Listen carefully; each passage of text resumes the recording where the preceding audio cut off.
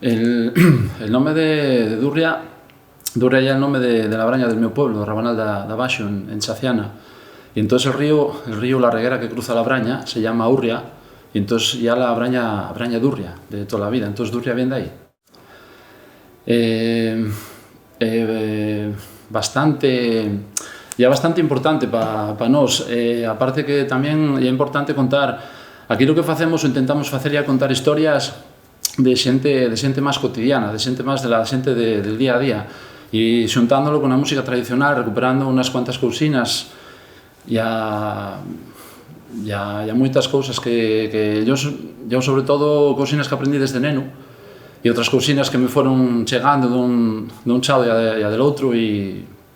é como unha mezcla un pouco de música tradicional e sobre todo de historias de xente, meternos nas historias de la xente del día a día, de xente de antes, de xente de agora, conocida, xente que tamén